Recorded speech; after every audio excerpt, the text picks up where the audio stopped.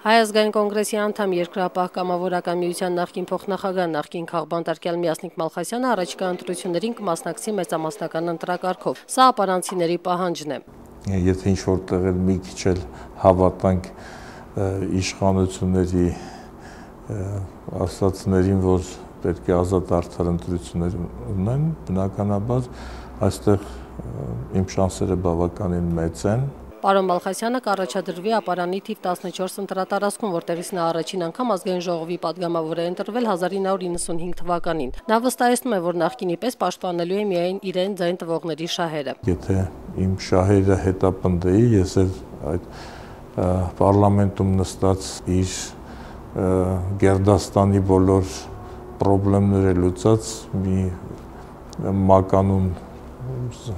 ձեռք բերած նստած այնտեղ եւ կատարում է իշխանությունների